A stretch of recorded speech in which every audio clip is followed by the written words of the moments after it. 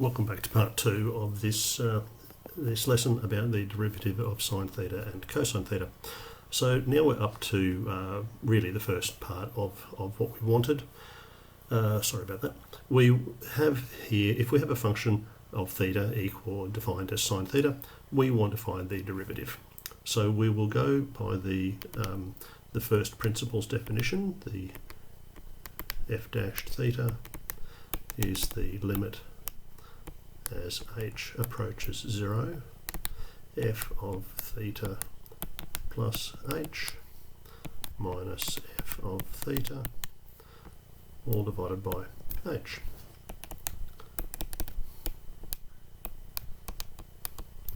So our function is sine, so we have sine of theta plus h minus sine of theta, all divided by h. Now, from our addition rule, we have sine of, we had in the previous video, sine of the sum of two angles. We can use that trig identity to simplify here. So we would have sine theta cosine h plus cosine theta sine h, still minus the sine of theta, all divided by h. Now, the limit then as h approaches 0, let's take a look at what we're dealing with here. I think we want to group our sine theta cosine h and this minus sine theta term. So I'm going to imagine that this middle term and the last term switch places. So I've got sine theta cosine h. Then I'll write minus sine theta, and then I'll have my plus cosine theta sine h, so we've just swapped places. Now, where I've got the sums and differences here in the numerator with a common denominator h, I can split them up. I can write these as all of this over h plus this over h. It's like when you add, instead of adding two fractions with a common denominator, I've just split them into two parts, the sum of two parts like that. I did that on purpose because I want to consider this first one here. I have a common factor of sine theta. So I'll write this as sine theta multiplied by, and now what have I got here? Cosine h minus 1 over h, which is what I wanted. And this one over here, it's really not a common denominator, a common factor, but to make it explicit, I'll write it as cosine of h by sine of h over h. And just to be clear here on these last two lines, I'll put some large brackets because it is the limit of all of these things. Now, this should look familiar, sine of h over h. We saw that in our part 1 of our video. This is almost what we wanted, not quite what we wanted. So I think I'd be better in this case if I write this as the limit as h approaches 0. What if I multiply both of these by negative 1? So this would become negative sine of theta. And now multiplying a fraction, the denominator doesn't change, the numerator, multiplying by negative 1, this becomes 1 minus the cosine of h, and that's exactly the form that we had earlier, plus cosine theta by sine of h over h. Now, the limit of a sum is the limit of the first term added to the limit of the second term. So the limit as h approaches 0 of negative sine theta by 1 minus cosine h over h plus the limit as h approaches 0 of cosine theta by sine h over h. Now we're ready for our to evaluate our limits. If we look back, there's the first one, 1 minus cosine. I'm using h as my variable. That limit evaluates to 0. And the previous one, sine of h over h, I used theta in the first part, that evaluates to 1. Now that's what we've got down here. Let's highlight them. That one and that one.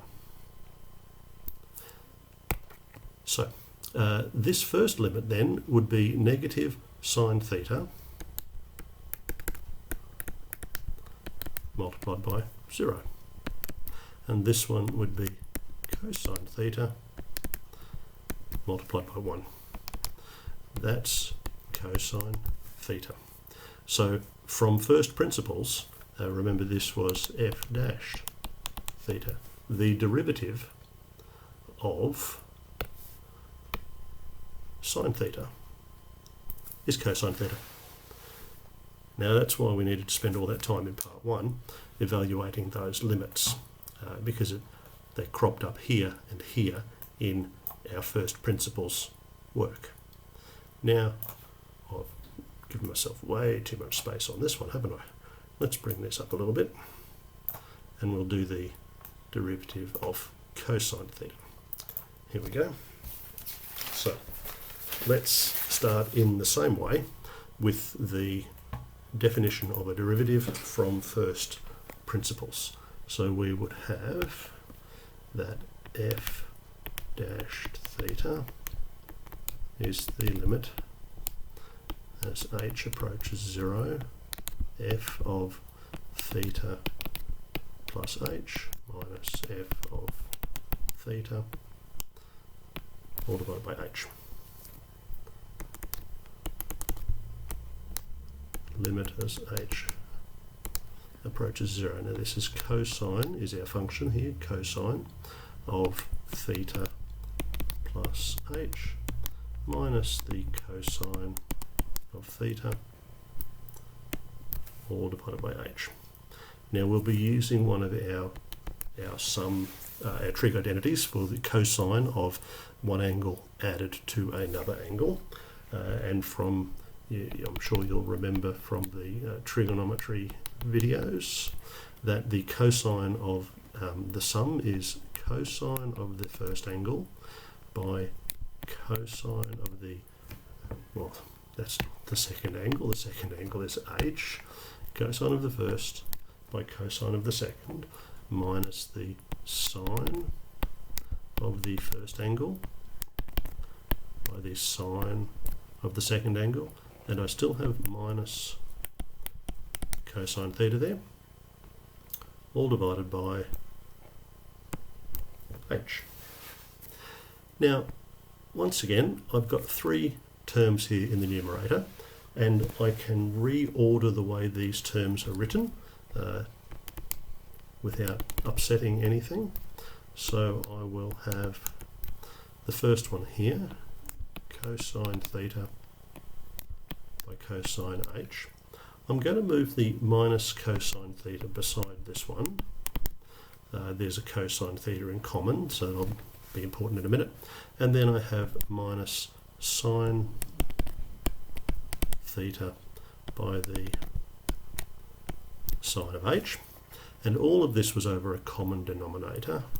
So once again, I might just make this as 2 separate fractions. And that, of course, it's still the limit of everything there. So the large brackets to say the limit applies to both of those terms. Now this is going to be a little bit familiar. We did this a moment ago.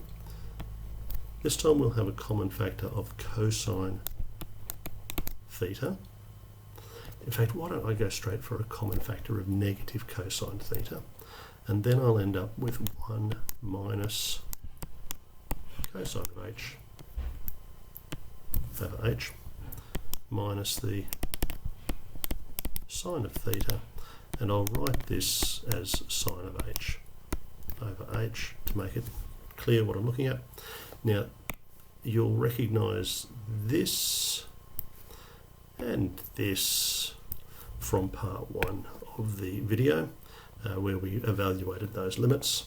So let's write these as two separate limits now. We have the limit as h approaches 0 of negative cosine theta by 1 minus cosine h over h minus the limit as h approaches 0 of sine theta by sine h over h. Now we know from the previous part that the limit of 1 minus cosine h over h is 0 minus sine theta, and the limit of sine h over h is 1. So that becomes nothing minus sine theta, or negative sine theta. That is the derivative f dashed theta. There we go. The derivative of cosine theta is negative sine theta. The previous one, or I used red for that one, the derivative of sine theta was cosine theta. And that's the end of part 2 for this rather extended lesson on derivative of sine and cosine.